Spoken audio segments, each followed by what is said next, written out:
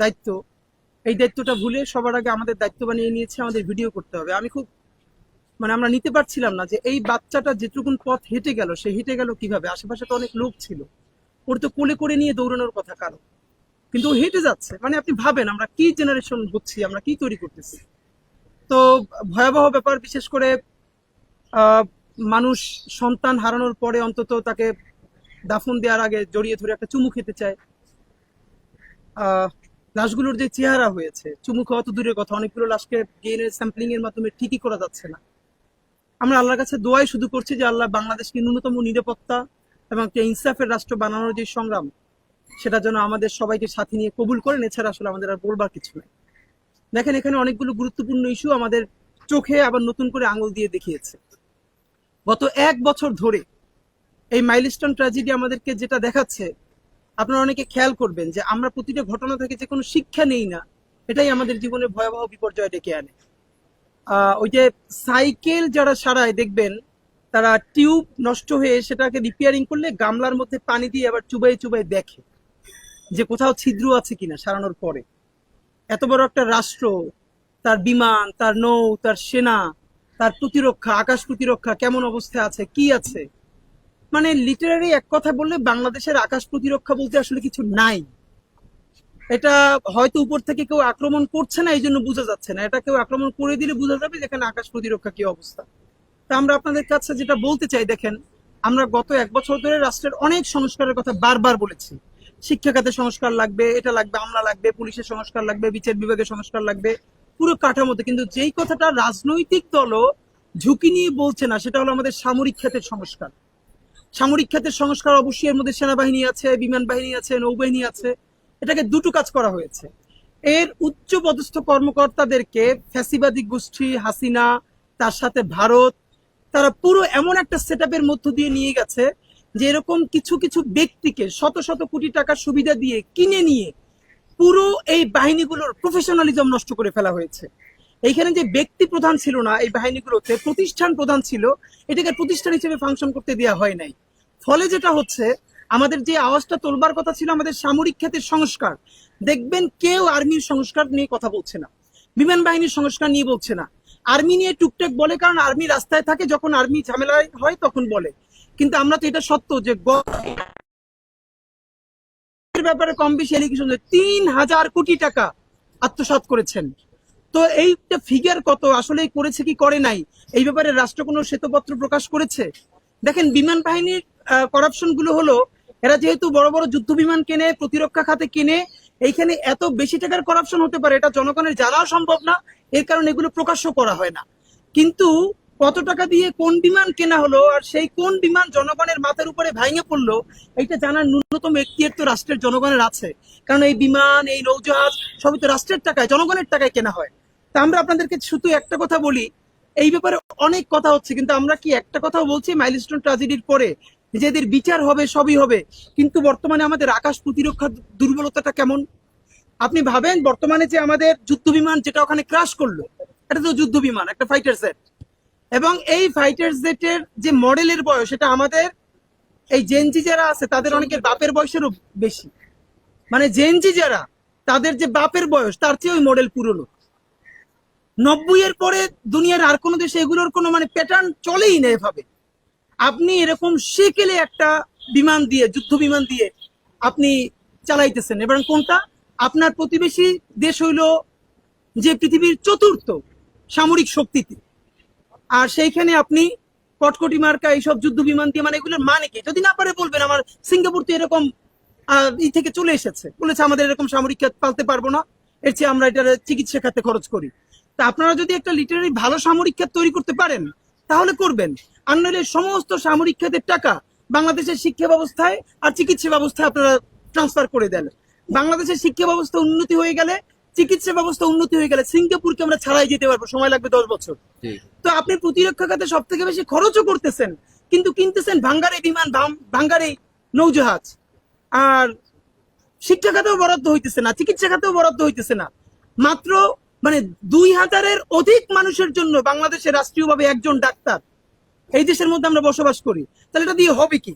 তো আপনাদেরকে যেটা আর একটা চোখে দেখাই ব্যাপার, এইটা নতুন এসছে, একটা নতুন ন্যারেটিভ, দেখেন এই আর্মি, এই ইন্টারিম, এই উপদেষ্টা যারা যা বলে উল্টোপাল্টা, এদেরকে কেউ আমরা ধরিনি, এমন কোনো জায়গা নাই। কিন্তু এদের বিরুদ্ধেও যখন ষড়যন্ত্র হয় সেটা তো আমাদেরকে বলতে পারতে হবে। একটা ব্যাপার হলো এই যে হাসিনার উন্নয়ন বলে বাংলাদেশে যা গিলানো হয়েছিল 16 বছর ধরে, এই পদ্মা সেতুর উন্নয়ন, আমাদের রূপপুর, আমাদের স্যাটেলাইট, দেখেন স্যাটেলাইট করেছে বাপের নামে, সেই স্যাটেলাইটের 1 পয়সার উপকার বাংলাদেশে পেয়েছে কিনা আপনারা মূলধারার মিডিয়া গত 1 বছরও কি সেটার একটা প্রতিবেদন করেছেন? যে কত হাজার কোটি টাকা খরচ করে স্যাটেলাইট পাঠানো হয়েছিল, সেটার মেয়াদ কত বছর আর কতদিন চলবে, সেই স্যাটেলাইট থেকে আমরা আসলে কয় টাকা রিটার্ন পেয়েছি? বলেছিল বিদেশেও ভাড়া দিবে, কোথায় ভাড়া দিয়েছে? এমন ভাবে করাপশন তারা শিখেছে, শিখলে আসলে আওয়ামী লীগের মতো শিখতে হয় করাপশন। এই জন্য তো বিএনপি আসলে করাপশন করেও পারবে না, ওই বুদ্ধিও নাই। এর চেয়ে তার হেদায়তের পথে থাকাই ভালো। আওয়ামী লীগ এমন করাপশন করছে, পয়সাপাতি পাঠাই দিছে চাঁদের দেশে। এখন আপনি এটা তদন্ত করতে তো চাঁদের দেশে আর একটা কমিটি পাঠান লাগবে, যাইতেও পারবে না, তো দুর্নীতি ধরতেও পারবে না। মানে এটার দুর্নীতিরে, এটার স্মার্টনেসের সর্বোচ্চ পর্যায়ে পাঠাই দিছে। তা আমাদের যেটা প্রশ্ন, হাসিনা এইসব ইনফ্রাস্ট্রাকচার ডেভেলপমেন্টে দেখাইছে, কিন্তু ভয়াবহ ভাবে বাংলাদেশে দেখেন গত 16 বছরে প্রতিরক্ষা বিমান কয়টা কেনা হয়েছে এবং কোন মডেলের কেনা হয়েছে, কোন দেশ থেকে কেনা হয়েছে? একটা মাত্র মিডিয়া আমরা গত 1 বছরে দেখেছি, সম্ভবত এনটিভি না কারা, একটা সাহস নিয়ে প্রতিবেদন করেছিলেন যে বাংলাদেশের প্রতিরক্ষার অবস্থা এখন কি। আমরা তো আপনাদের সবার কাছে প্রত্যাশা করেছিলাম হাসিনা যে বাংলাদেশের প্রতিরক্ষা ব্যবস্থা ভারতের কাছে বর্গা দিয়েছিল, তার বিনিময়ে সে এখানে ক্ষমতায় টিকেছিল, তার বিনিময়ে সকল ভাঙ্গারে জিনিসপত্র হাজার হাজার কোটি টাকা দিয়ে অন্যান্য রাষ্ট্রকে খুশি করেছে। এগুলো নিয়ে এখন তো আপনারা ন্যূনতম প্রতিবেদন করতে পারেন। এখন তো রাষ্ট্রের সেই সেন্সরশিপ নাই ভাই, আপনারা এখন করছেন না কেন? তা আপনাদের প্রতি বিনীত অনুরোধ, এই যে হাসিনা এই দুর্নীতিগুলো করেছে, এই দুর্নীতির মধ্য দিয়ে সে পুরো প্রতিরক্ষা ব্যবস্থা, এটা সর্বশেষ প্রমাণ আপনাদেরকে বলি, আপনারা গত 2-3 দিন আগেও মিডিয়ায় দেখেছেন, JF-17 যে যুদ্ধ বিমানটা বাংলাদেশ কিনতে চায়, সেখানেও ভারত বাধা দিচ্ছে। বর্তমান সরকার JF-17 যে যুদ্ধ বিমান আছে তারা কেনার চেষ্টা করছে, কিন্তু সেই ভারত বারবার সেখানে ডিস্টার্ব করছে। এর মানে আপনি চায়না থেকে কিনবেন, কিনতে দিবে না। মানে আপনি যাই কিনবেন, আপনারে হামলা করলে করবে ভারত, আপনি ন্যূনতম তার বিরুদ্ধে একটা প্রতিরক্ষা করে তুলবেন, সেইটাও কোন বিমান দিয়ে গড়ে তুলবেন সেটা ভারত বলে দিবে। মানে কি এক অদ্ভুত ব্যবস্থার মধ্যে আছে। গত 16 বছর তো এটা হয়েছে, ভারতের প্রেসক্রিপশন ছাড়া তো এখানে নতুন কিছু আসে নাই। তো এখনো কি সেটাই হবে? এই সরকার কেন নতুন করে চুক্তি করে চায়নার সাথে সামরিক চুক্তি করে, হ্যাঁ সে ব্যালেন্স করুক, সে চায়না থেকে কিনুক, সে আমেরিকা থেকেও কিনুক। এই যে আমেরিকা 35% ট্যারিফ দিয়েছে, এটা কেন দিয়েছে আমরা বুঝি না। সে তো ডিল চাচ্ছে, সে ওখান থেকে যেন আমরা কিছু কিনি এটা চাচ্ছে। আপনি চায়না থেকেও কিনেন, আমেরিকা থেকেও কিনেন, কিন্তু তো আমার হবে। এখানে আমাদের সব থেকে বড় শত্রু ভারত, এইটা বুঝতে আর কোনো পলিটিক্যাল সায়েন্টিস্ট হওয়া লাগে না। ভারতের আধিপত্যবাদ রুখতে আমাদের এখানে চায়নার সহযোগিতা লাগবে, আমেরিকার সহযোগিতাও লাগবে। কিন্তু আমেরিকার সহযোগিতা লাগবে বলেই এইটাও বইলে দেই নাই যে পুরো পাশ্চাত্যকে আমরা এখানে জাতিসংঘর মানবাধিকার কার্যালয়ের যে আঞ্চলিক অফিস, এইটা করে আপনি এখানে জাতীয় সেই কার্যালয় আছে। দেশগুলো কি? সিরিয়া, দেশ হচ্ছে ফিলিস্তিন, দেশ হচ্ছে হন্ডুরাস, তারপরে আফ্রিকার কতগুলো যুদ্ধ বিধ্বস্ত দেশ। তা আপনি ভাবেন আফ্রিকার এই যুদ্ধ বিধ্বস্ত দেশগুলো, ফিলিস্তিনের পাশে, সিরিয়ার পাশে বাংলাদেশের নামটা লেখা থাকবে কেন? বাংলাদেশ কি যুদ্ধ বিধ্বস্ত দেশ? এখানে কি গৃহযুদ্ধ হয়েছে, নাকি এখানে কোনো বহিঃশত্রুর আক্রমণের যুদ্ধ হয়েছে? তাহলে এটা কি? আবার এমন একটা ব্যাপার, এই গুরুত্বপূর্ণ ডিসিশনে ইন্টারিম নিচ্ছে কোন ধরনের রাজনৈতিক দলের পরামর্শ ছাড়া। সে বিএনপির সাথে আলোচনা করে নাই, জামাতের সাথে আলোচনা করে নাই, এনসিপির সাথে আলোচনা করে নাই, তড়ি ঘড়ি করে যে আমাদের জাতীয় মূল্যবোধ হিন্দু মুসলিম নির্বিশেষে, সেই মূল্যবোধের বিরুদ্ধে আপনাদের এখানে ভিন্ন এজেন্ডা আছে। এখন আমাদের যেটা করতে হবে, আমরা ভারতের আধিপত্যবাদ মোকাবেলায় পশ্চিমাকে এই এজেন্সিও দেই নাই যে আপনি এখানে আমাদেরকে অখাদ্য চাপাই দিবেন। আপনারা যে ফিলিস্তিনে মানবাধিকারের আঞ্চলিক কার্যালয় করেছেন, গণহত্যা থামছে ফিলিস্তিনে, সিরিয়ায় করছেন, সিরিয়ায় গণহত্যা থামছে, রাজনৈতিক দলের সাপোর্টও কিন্তু সে পাবে না। আপনাদেরকে বিনীতভাবে আমরা বলতে চাই, এই সরকার গত মাইলস্টোন ট্র্যাজেডিতে কয়েকটা বড় ভুল করেছে। এই সরকার ভুল করলে যেটা হয়, এই ভুলটা আর সরকারের থাকে না, এই ভুলটা আমাদের সবার গায়ে এসে পড়ে। কারণ এই সরকারটা আমরা নিজেরা সরকার না হলেও বাংলাদেশের সব থেকে জনসমর্থিত জনগণের সরকার, সুতরাং সে ভুল করলে আমাদের গায়ে তো এসে দাগ লাগে। দেখেন আমাদের যে পাইলট ভাই শহীদ হলেন, অবশ্যই তাদের যে বাহিনীর প্রোটোকল আছে সেটা মেনটেন করে তাকে জানাজা দিতে হবে, তাকে দাফন করতে হবে, আমরা তার জন্য দোয়া করছি। কিন্তু আমরা একটা কেমন একটা এলিট পোনা আমাদের মধ্যে তৈরি হয়ে গেছে। এবং কি মুক্তিযুদ্ধেও দেখেন 7 জন বীর শ্রেষ্ঠ, এর মধ্যে সিভিলিয়ান কয়জন? মানে যুদ্ধ যখন হবে তখন অবশ্যই সামরিক যারা বাহিনীতে আছেন তারা তো যদি একটা এলিট পোনা যেমন পরীক্ষাতের, এইটা থেকে আমরা কি বাংলাদেশে বের হতে পারবো না? আপনার ভাবেন। এবং আমাদের একটা ব্যাপার যে প্রত্যেক জায়গায় আমাদের একজন হিরো বানাইতে হবে, প্রত্যেক গল্পে যেমনি হোক। ফেসবুকে আমাদের এই যে মেহেরিন ম্যাম, মানে এটা তো আমাদের বলা আমাদের জন্য কঠিন, তার দুটো সন্তান, এই দুটো সন্তানকে, এবং তিনি চাইলেই ওখান থেকে বের হয়ে যেতে পারতেন, তিনি সেই এক্সিট নিতে পারতেন। তিনি তার ছাত্রদের দিয়ে তাকাইয়া, তার বাচ্চাগুলোর দিকে তাকাইয়া নিজের জীবনটা শেষ করে দিলেন। তিনি অন্তত 20টা বাচ্চার জীবনকে বাঁচিয়েছেন, আল্লাহ বাঁচিয়েছেন। তিনি সর্বোচ্চ চেষ্টা করলেন, নিরাপত্তার চাদরে বাচ্চাদেরকে বুকের মধ্যে জড়াইয়া প্রত্যেককে বের করলেন। সেই 20টা বাচ্চাকে বের করতে গিয়া তার সারা শরীর ঝলসে গেল। বার্ন ইউনিটে গিয়ে তার হাজবেন্ড বললো যে তুমি তো সন্তান 2টি এতিম করে দিলে আমার। সে বললো আমার সন্তান 2টি এতিম করলাম, কিন্তু আরো যে 20টা বাচ্চা ছিল ওরাও তো আমার সন্তান, আমি কি ওদেরকে এতিম করবো? হাজবেন্ডের হাতটা বুকের উপর নিয়ে বলতেছে যে তোমার সাথে আমার আর কোনোদিন দেখা হবে না। তো ভয়াবহ ব্যাপার, আপনি চিন্তা করতে পারছেন? তার জানা যায় এই রাষ্ট্রের একজন উপদেষ্টার সময় হয় না যে তার জানাজায় গিয়ে থাকা। মেহেরিন ম্যামকে রাষ্ট্রীয় সম্মাননা দিয়ে যদি দাফন করা হতো তাহলে এই রাষ্ট্রের কি ক্ষতি হইতো? এই রাষ্ট্রের এত বুদ্ধি, সেই যে আঞ্চলিক কার্যালয় বসায়, এটা করে। দেখেন, তাকে রাষ্ট্রীয় সম্মাননাও দেওয়া হয় নাই, একজন উপদেষ্টাও তার কবরে গিয়া তার জানাজায় গিয়ে উপস্থিত হইতে পারে নাই। এ রাষ্ট্র আমরা কবে বানাবো? এটা আমাদের জন্য লজ্জা। তো রাষ্ট্র এখন কি করবে আমরা জানি না। আপনাদেরকে বলি আরো একটা ভুল তারা কি করেছে। এই যে ইন্টারমিডিয়েটের পরীক্ষা চলতেছে, এইচএসসি পরীক্ষা, দেখেন এখানে যারা নিহত হয়েছে, আহত হয়েছে, এদের অনেক ভাই বোন তারাও তো নিশ্চয়ই এখন আছে। তো যার ভাই, যার বোন, খুব কাছের রিলেটিভ এইভাবে মরে গেছে, সে কিভাবে পরের দিন এইচএসসি পরীক্ষায় বসবে? দোয়ার আয়োজন করতেন যে সকল শিক্ষা প্রতিষ্ঠানে দোয়া হবে, ক্লাস হবে না, শেষ। ঢাকা বোর্ডে আপনি পরের দিন পরীক্ষা স্থগিত করে দিতেন। সারা বাংলাদেশে দরকার নাই, শুধু ঢাকা বোর্ডে, যে ঢাকা বোর্ডে সবাই দোয়া করবে, পরীক্ষা স্থগিত না। একদিকে আপনি শোক দিবস ঘোষণা করলেন, এই দগদগে, আমরা তো জানি না এখানে কার কার আত্মীয় এইচএসসি পরীক্ষার্থী। এইটা আমরা সবাই মিলে রাত্রিরে কথা বলতে বলতে রাত্রির 3টের সময় সিদ্ধান্ত আসলো, পরীক্ষা 10টায়, সকাল 8:30টায় ওয়েবসাইটে নির্দেশনা আসলো। এটা কি ভাই? এইটার কারণেই তো পরবর্তীকালে হাসিনারে ফিরিয়ে আনবে। হাসিনা তোর জায়গা মতো ঢুকাই দেওয়া দরকার ছিল সাথে সাথে। আমরা নিজেরা শিক্ষা সচিবের পদত্যাগ চাইছি, পদত্যাগ করানো হয়েছে, সবাই মিলে সচিবালয়ের মধ্যে ঢুকছে। কিরে ভাই, আর এই সরকার ভালো হয়েছে, মব মব করে না, এখন তো নিজেরাই সবচেয়ে বড় মবের শিকার। শিক্ষা মন্ত্রণালয় সেখানে গিয়া পিটিপিটি করতেছে। 6 দফা মাইলস্টোনের শিক্ষার্থীরা দিছে, সরকার 6 দফায় মেনে নিছে। দেখেন, জনতার রাষ্ট্র যে একটু একটু প্রতিষ্ঠিত হয়েছে তার প্রমাণ হইলো অনেকে জিনিসটা ধরে নাই। 2 জন উপদেষ্টা, শিক্ষা উপদেষ্টা, আইন উপদেষ্টা মাইলস্টোনে গেলেন, 9 ঘন্টা অবরুদ্ধ করে রাখা হয়েছে। আমি তো মনে করি এটা জনতার বিজয়। দেখেন, রাষ্ট্রের হাতে এতটুকুন ক্ষমতা আছে, চাইলে ওখানে পিটিপিটি করে তাদেরকে বের করে নিয়ে আসতে পারতো। এটা তো সরকারের এই ক্ষমতা ছিল। কিন্তু এই যে সেইটা না করে 9 ঘন্টা তারা অবরুদ্ধ থাকলেন জনতার কাছে, এই যে ক্ষমতাসীনরা জনতার কাছে ছোট হয়ে থাকা, এইটাই জনতার রাষ্ট্র। এই রাষ্ট্রই আমরা বানাইতে চাই। আমরা বিএনপিরে বলতে চাই, আপনারাও যদি এরকম ভুল করেন, জনতা আপনাদেরকে আটকাবে, তখন ছাত্রদল, যুবদল পাঠাইয়া বা জামাতের কেউ আটকা পড়লে শিবির বা জামাতের পাঠাইয়া পিটাপিটি করে মুক্তি পাওয়া যাবে না। বুঝাইতে হবে, হাত পা ধরতে হবে, প্রয়োজনে একদিন অবরুদ্ধ থাকতে হবে, তারপর বেরিয়ে আসতে হবে। এটাই জনতার রাষ্ট্র, এই রাষ্ট্রটাই আমরা চাই। এবং আমরা সরকারকে ধন্যবাদ জানাইতে চাই, শত ঝুঁকি দেখা সত্ত্বেও মাইলস্টোনে গেছেন এবং অবরুদ্ধ থেকেছেন। এটা তো একটা আমরা তাদের প্রশংসা করছি। সব থেকে গুরুত্বপূর্ণ যে ব্যাপারটা আপনাদেরকে বলা দরকার, লাশ গুম।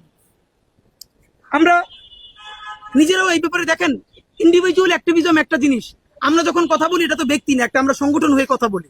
আমরা চাইলেই একটা আন্দাজে কথা বলতে পারি না। আমরা ভীষণভাবে বিভিন্ন স্টেট থেকে খবর নেওয়ার চেষ্টা করেছি। দেখেন, এই সরকারের হাজারটা দোষ ত্রুটি থাকা সত্ত্বেও এইটা কিন্তু হাসিনার সরকার না, এইটা ভারতের সেবাদার সরকার না, এইটা কিন্তু এখন আর্মি আর ডিজিএফ এর আয়নাঘরের রাষ্ট্র না। এই রাষ্ট্রটা এখন যেমনি ভাবে হোক জনতার রাষ্ট্র।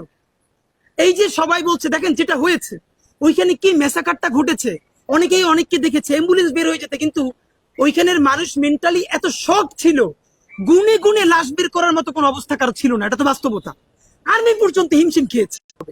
প্রথমত কথা হইলো, এখানে লাশ গুম কি করে হওয়া সম্ভব? দেখেন, এইটা কিন্তু কাউরে রাস্তা থেকে গুম করে ফেলে নাই।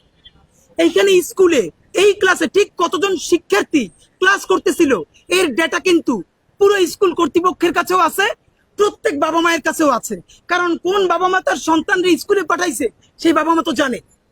গার্ডিয়ানরা সামনে অপেক্ষা করতেছে, নাম্বার 1। নাম্বার 2 হইলো এইখান থেকে যে লাশগুলো পাওয়া গেছে এখন পর্যন্ত আমরা মনে হয় 30 জন, 29 জন অফিসিয়ালি ঘোষণা করা হয়েছে। আরো 6টা লাশ ডিএনএ স্যাম্পলিং এর জন্য সিআইডি তে যোগাযোগ করতে রাখা হয়েছে, ভালো করে বোঝা যাচ্ছে না। কিন্তু এই মৃত্যু আমরা জানি, অনেকে বলবে আমাদের বার্ন ইউনিটে যে ভাই বোনেরা আছে এরা অনেকেই সার্ভাইভ করতে পারবেন, আমরা তাদের জন্য দোয়া করি, ভয়াবহ অবস্থা তাদের। কিন্তু ব্যাপার হলো এই যে লাশ গুম করা হচ্ছে এই কথাটা যারা বলছেন আমার সন্তানরে পাই না, সেইটা মিডিয়া প্রকাশ করবে না। মিডিয়ার এত খারাপ অবস্থা তো এখন হয় নাই। মিডিয়া বাদ দেন, সামাজিক যোগাযোগ মাধ্যম, কোনো বাবা কোনো মা ফেসবুক লাইভে এসে বলেছে আমার সন্তানটার এখন পর্যন্ত পাই নাই? ধরেন স্কুল শিক্ষা প্রতিষ্ঠানও বললাম এটা গুম করতে চায়, আইন শৃঙ্খলা বাহিনী গুম করতে চায়, যার সন্তান সে তো গুম করতে চাইবে না ভাই। তাহলে সে হয়তো মিডিয়ায় বলবে অথবা সে ফেসবুকে এসে বলবে, কোথাও না কোথাও তো বলবে। তো ফেসবুকেও বলতেছে না, কেউ ক্লেমও করতেছে না। এই জনদরদি কারা থেকে আসলো যে লাশ গুম করে ফেলা হচ্ছে? নাম্বার 2, এই লাশগুলো তো কোথাও না কোথাও, মানে যার সন্তানই ভাই সে পোড়া হোক, সে তো জানাজা দিছে বা দিবে, তো সে জানাজাই যদি দেয় তাহলে লাশ গুম করা হয়েছে কেমনে? তো এখন আমাদের বলতে হবে, আমরা আপনাদের মাধ্যমে বলতে চাই, এমন কোন বাবা মা আপনারা যদি থাকেন আপনার সন্তানের লাশ বুঝে পান নাই, আমাদেরকে রিচ করেন। এইটা কোনোভাবে এই বাংলাদেশে এখন আর লাশ গুম করা সম্ভব না। এর কারণ এইটা কোনো আন্দোলনে গুলি করা হয় নাই, ক্লাস করতেছিল, ডকুমেন্ট স্কুলেও আছে, বাবা মায়ের কাছেও আছে। সন্তানের লাশ বুঝতে না পাইলে তারা আমাদেরকে জানাবে অথবা সামাজিক যোগাযোগ মাধ্যমে বলবে, হিসেব সোজা। আপনাদেরকে আর একটা কথা বলি, সেনা বিরোধী আর একটা চক্রান্ত শুরু হয়েছে। সেনাবাহিনী 101টা সমস্যা পেলে আমরা ইনকিলাব মঞ্চ থেকে সেনাবাহিনীর সম্বন্ধে যত কথা বলছি, বাংলাদেশের কোন রাজনৈতিক দলও সাহস নিয়ে এত কথা বলে নাই। কিন্তু একটা গ্রুপ সুযোগ পাইলেই কথা নাই বার্তা নাই, বিচার নাই আচার নাই, তার আগে কতক্ষণ বলবে পাহাড় থেকে সেনাঘাটি সরাও, কতক্ষণ বলবে ঢাকা থেকে সেনাঘাটি সরাও, মানে হইলো সারা দেশ থেকে সব সেনাবাহিনী ঘাটি সরাই দাও আর ভারত হয় সেইটারে দখল করো। এটি হলো মনের বাসনা। পাহাড়েও সেনা থাকতে পারবে না, সমতলও থাকতে পারবে না, থাকবে খালি ওরা আর থাকবে ভারত। এটা কি ভাই? গঠনমূলক সমালোচনা করেন, কোন জায়গায় ইস্যু সেইটা অ্যাড্রেস করেন। মন চাইলে সেনাবাহিনীর উস্কাই দিলে, শত কথার মধ্যে একটা কথা বলি আপনাদেরকে, এই দেশের সেনাবাহিনী দুর্বল হয়ে গেলে লাভ কার বলেন তো? এই দেশ সেনাবাহিনী যদি দুর্বল হয় লাভ কার আর লস কার? লস হইলো বাংলাদেশের, লাভ হইলো প্রতিবেশী দেশের। সুতরাং এই টনে যারা কথা বলে এদেরকে বাংলাদেশের মানুষ যাতে চিনতে ভুল না করে তাদের প্রতি বিনীত অনুরোধ জানাই রাখি। নতুন আর একটা ফাতরামি শুরু হয়েছে, এই ফাতরামিটা 1 বছর ধরে এই সুশীলরা করতেছে। আপনাদেরকে আবার মনে করি, আমাদের আনু মোহাম্মদ স্যারেরা, এই যে আমাদের ঢাকা ইউনিভার্সিটির ইংলিশ ডিপার্টমেন্টের এমিরিটাস প্রফেসর সিরাজুল ইসলাম চৌধুরী স্যারেরা, ভাই আমার জন্ম থেকে যেদিন তারে চিনি, সে কোনো সরকার চেনে না, প্রধানমন্ত্রী চেনে, সে খালি চেনে রাষ্ট্র, কেউ চেনে না। রাষ্ট্র খারাপ, রাষ্ট্র এইটা করছে, রাষ্ট্র এইটা করছে। তার সমস্ত শিষ্যরা হাসিনা যখন গুম করে, খুন করে, হত্যা করে, ধর্ষণ করে, দিনের ভোট রাত্রি করে, এমন কোন জঘন্য হত্যাকাণ্ড নাই করে না, ভারতের সেবাদাসগিরি করে, তাবেদারি করে, একদিনও বলে না এটা হাসিনা করে, এইটা আওয়ামী লীগ করে। কে করে? রাষ্ট্র। ওমা, এখন এরা হেদায়ত পেয়ে গেছে, এই 1 বছর ধরে এখন আর রাষ্ট্র বলে না, এখন বলে ইনুস করে, ইন্টারিম করে। মানে হিপোক্রেসির তো একটা চূড়ান্ত পর্যায়ে থাকা দরকার ভাই। বইরে হয়ে গেছেন, মইরে যাবেন, আল্লাহ রাসূলেও বিশ্বাস যদি না করেন তা তো ন্যূনতম একটা চিন্তা করেন যে মানুষ ফাতরা বলে। আপনারা এতদিন বাচ্চাদেরকে এখন জেনজি গুলো বোঝে, আপনাদের সারা জীবন বলছো, দেখেন আগে স্লোগান দিছে এইখানে, যেই রাষ্ট্র মানুষ মারে সেই রাষ্ট্র ভেঙে দাও। এখন আর রাষ্ট্র ভাঙতে বলে না, এখন বলে ইন্টারিম ভেঙে দাও। কেন ইন্টারিমের প্রতি তোরা তো জ্বালাকান? তুই আগেও কইছো রাষ্ট্র ভাঙতে, এখনো কবি রাষ্ট্র ভাঙতে। হাসিনের আমলে কইছে রাষ্ট্র ভেঙে দাও, এখন কয় ইনুসরে ভেঙে দাও, ইন্টারিমরে ভেঙে দাও। ভেঙে আনবি কেন? তোর ভারতরে আনবি, মানে কি ভাই? কিন্তু এর একটা ভাব নেওয়ার চেষ্টা করে, এরা প্রচুর শুদ্ধ কথা বলে, রবীন্দ্রসঙ্গীত গায়, শান্তিনিকেতনে যায়, এরা আরবান এলিট, পশ, গুলশান, ধানমন্ডি, বাড়িধারায় তারা প্রচুর কালচার করে, আর্ট করে, কিন্তু মূলত যা করে ভারতের দালালি করে। তা আমরা যেহেতু ইংলিশে বলি না এই জন্য তো পশ মনে হয় না। তো আপনাদেরকে যেটা বলি ভাই, আপনাদের মাধ্যমে বাংলাদেশের রাজনৈতিক দলের কাছে একটা বিনীত অনুরোধ করতে চাই, সেটা হলো যে কোনো বিপদ আপদে আপনারা যে দলীয় প্রধান বা সেক্রেটারি সব জায়গায় যান, হসপিটালগুলোতে দেখেন আপনাদের সাথে লোক যায় 200-300। কি ভয়াবহ একটা অবস্থা হসপিটাল তৈরি হয়। আপনাদেরকে হসপিটালাররা কিছু বলতে পারে না, কেউ কিছু বলতে পারে না, আপনারা শোডাউন দিয়ে আসেন। একদিকে বিএনপি যায়, একদিকে জামাত যায়, একদিকে অন্য পার্টি যাবে। আপনাদেরকে একটা বিনীত অনুরোধ করি, এখন যদি নাও যায় তাহলেও আবার একটা রাজনৈতিক দলের সমস্যা আছে। জনগণ বলবে মানুষ মরে গেছে, বিএনপি যায় না, মানুষ মরে গেছে, জামাত যায় না, এনসিপি যায় না, আছে তারাও চালায়। তো আমরা বরং জনতার একটা অনুরোধ করি, জনতার তরফ থেকে রাজনৈতিক দলরাও বলি, এখন থেকে যত এরকম আমাদের বড় কোনো বিপর্যয় ঘটবে, ভলান্টিয়ারিং করার জন্য আপনারা বাইরে আপনাদের প্রশিক্ষণ প্রাপ্ত কর্মী দেন, বাইক সার্ভিস দেন, অন্যান্য সাপোর্ট দেন। প্লিজ আপনারা যারা উপরের শ্রেণীর নেতৃবৃন্দ, আপনারা হসপিটালে প্রথম দিকে ঢুকেন না, পুরো চেইন অফ কমান্ড হসপিটালের ভেঙে পড়ে। আরে ভাই, আইসিইউতে ঠেইলে পর্যন্ত 20 জন চলে যায়। আইসিইউতে ইনফেকশন হইলে আপনার তো দায় নেওয়া লাগবে, কিন্তু ডাক্তাররা ভয় আপনাদেরকে বলতে পারে না। তা আমরা রাজনৈতিক আপনাদেরকে অনুরোধ করি, জনগণ বিপর্যয় হইলে আর রাজনৈতিক দলরে বলবেন না তোমরা কেন যাও না। পারলে হ্যাঁ, জামাতকে একটা ধন্যবাদ জানাই, জামাত দেখেছি 50 লাখ টাকা তারা এই ফান্ডে দিয়েছে। এবার বিএনপির বলবো আপনারা এখানে 1 কোটি টাকা দেন, অন্যান্য দল বলবো আপনারা 2 কোটি টাকা দেন। এই কাজগুলো করেন, ভলান্টিয়ার দেন, টাকা দিয়ে সাহায্য করেন। প্লিজ হসপিটালে আপনারা শোডাউন দিয়েন না। আপনাদের মাধ্যমে এই ক্ষেত্রের সর্বশেষ কথা, না খেয়ে হলেও, এক বেলা খেয়ে হলেও আমাদের অত্যাধুনিক সামরিক সক্ষমতা বাড়াইতে হবে। বাংলাদেশের আকাশ প্রতিরক্ষা বলতে লিটারারি কিছু নাই। আমাদের অত্যাধুনিক, আমাদের আকাশ প্রতিরক্ষা লাগবে, বিমান লাগবে, যুদ্ধ বিমান লাগবে, আমাদের নৌ প্রতিরক্ষা লাগবে। যদি আপনারা কোনো করাপশন ছাড়া, দুর্নীতি ছাড়া প্রমাণ করতে পারেন, বুঝাইতে পারেন যে আমরা এখন সব থেকে বড় যুদ্ধ বিমানগুলো কিনবো, কিন্তু 1 টাকাও দুর্নীতি করব না, আমরা বলতেছি বাংলাদেশের স্বাধীনতা, সার্বভৌমত্ব এবং এর জমিনকে বাঁচানোর জন্য আমরা যখন জীবনী দিয়ে দিতে চাই, তখন একবেলা না খাইয়া হইলেও আমরা আমাদের সামরিক খাতকে বিশ্বের শ্রেষ্ঠ সামরিক খাতের একটা বানাইতে চাই। কিন্তু আপনাদেরকে প্রমাণ করতে হবে, বিমান বাহিনী, সেনাবাহিনী, নৌবাহিনীকে, যে আমরা যুদ্ধ বিমান কিনতে গিয়া হাজার হাজার কোটি টাকা করাপশন করব না। এইটা আপনাদেরকে প্রমাণ করতে হবে। আপনাদের মাধ্যমে সর্বশেষ বলতে চাই, আমাদের যেই ভাইয়েরা শহীদ হয়েছেন, এখন আহত আছেন, বিমান বাহিনী, আপনাদের আগের অফিসাররা হাজার হাজার কোটি টাকা মাইরে খাইছে, ওই টাকাগুলো উদ্ধার করেন। প্রত্যেককে সর্বোচ্চ সাপোর্ট দিতে হবে রাষ্ট্রীয়ভাবে। নাম্বার 2, যারা আহত আছেন সর্বোচ্চ চিকিৎসা করতে হবে, প্রয়োজনে বিদেশ নিয়ে যেতে হবে। এবং চূড়ান্ত কথা হইল, যেই কথাটা অনেকে বলে নাই, যে লোকালয় থেকে এখান থেকে উঠেই নিতে হবে। দেখেন, এইটার ব্যাপারে বিমান বাহিনীর প্রধান একটা বক্তব্য দিয়েছেন। তিনি বলেছেন বাংলাদেশের গুরুত্বপূর্ণ যে অফিস আদালত, যেগুলো বহির্শত্রুর আক্রমণ যদি ঘটে কোনোদিন, সাথে সাথে সিকিউর করতে হলে এইখানে এই ঘাঁটি লাগবে। চিটাগাং থেকে, যশোর থেকে আইসা সেটা রক্ষা করতে পারবে না। এখন আমরা ইতিমধ্যে জেনেছি, নিশ্চিত না, আপনাদের মাধ্যমেও জানতে চাই, ঠিক স্কুলের যে বিল্ডিংটা, এই পাতটা নাকি বিমানের এই চলার পাত, এইখানে এই বিল্ডিংটা নাকি বৈধ ছিল না। আমরা আপনাদের মাধ্যমে নিশ্চিত হতে চাই, মিডিয়ার ভাইয়েরা প্লিজ আপনারা অনুসন্ধান করেন যে হাসিনার আমলে আসলেই ভিন্ন কোনো লেনদেনের মাধ্যমে জোর করে এই স্কুল কর্তৃপক্ষকেও দায় নিতে হবে, কেন তারা জোর করে এখানে এই ভবন বানাইল। আর অবশ্যই বাংলাদেশের বিমান প্রতিরক্ষা, আপনারা মানুষ তো মারছেন, এই পাইলটটার জীবন গেল, এইরকম ভাঙ্গারি জিনিস আপনারা কেমনি একজন উঠেই দেন ভাই? অ্যাক্সিডেন্ট তো ঘটতেই পারে, কিন্তু তাই বলে এরকম পুরনো মডেল জিনিসকে আপনারা উঠে দেখেন, বিমান দুর্ঘটনা হবে, লঞ্চ দুর্ঘটনা হবে, রাষ্ট্র বাইচে থাকলে হাজারটা বিপদ ঘটতেই থাকবে। কোনোভাবেই জুলাই সনদ থেকে ফোকাস সরিয়ে ফেলা যাবে না। রাষ্ট্র বিনির্মাণে যে ইনসাফের সংগ্রাম, তা থেকে ফোকাস সরানো যাবে না। ঘেরাওয়ের উদ্দেশ্যে আমরা কফিন মার্চ ঘোষণা